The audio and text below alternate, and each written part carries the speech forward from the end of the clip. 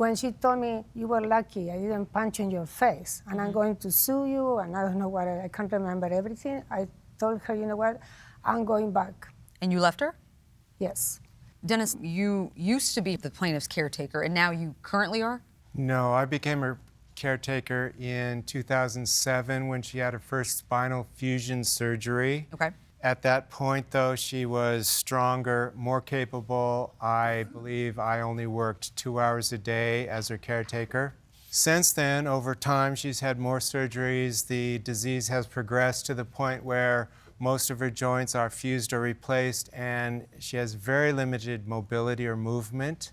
And most chores or tasks that she needs to do, she needs help with. I have actually been continual and consistent and constant in that role. We hired Patricia and have hired others to just give me a break because it's a hard thing to do 24/7. What can you tell me about that phone call from Hawaii from the defendant to you that day? Essentially, I remember it to be that way. I got a call from Patricia telling me that I needed to come pick up Kathy and that she'd been yelled at and didn't want to be yelled at anymore and she was going home.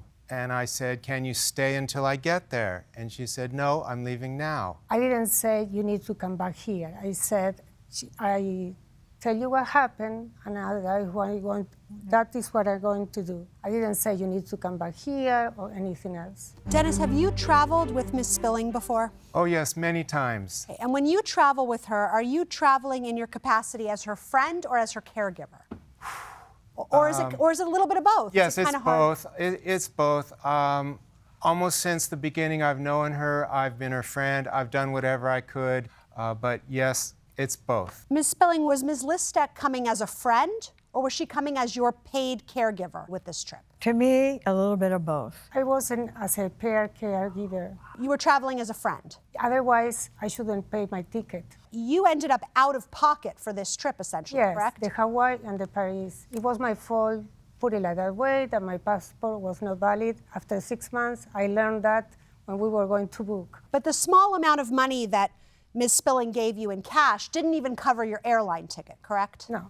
Okay, so you were not being compensated as a normal caregiver would.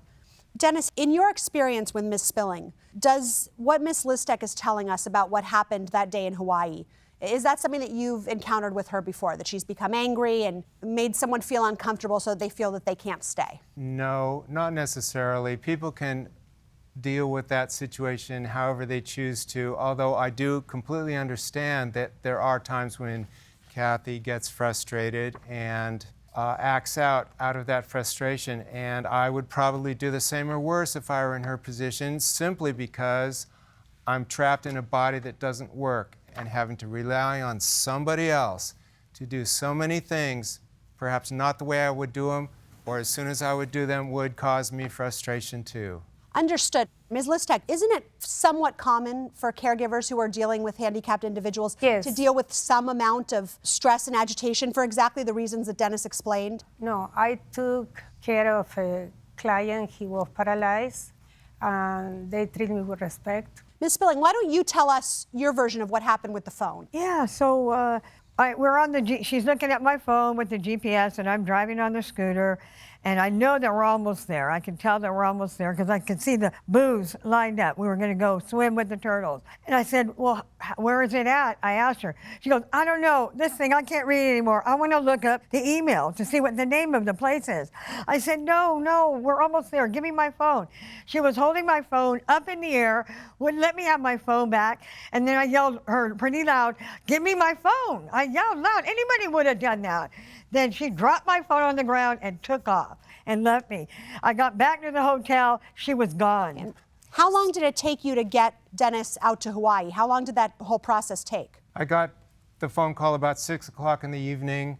The next flight out to Honolulu that I could get on was the next morning. I arrived in Honolulu. I met her about noonish in the hotel lobby, around 12 o'clock. Okay, so you were able to just stay in your hotel for that evening and wait for Dennis to arrive? I couldn't get out of the hotel room because I'm stuck in there with the big scooter. I couldn't open the door and get the scooter out at the same time. Okay. And another thing I want to mention is I can't use a bathroom by myself. So I had to ask a total stranger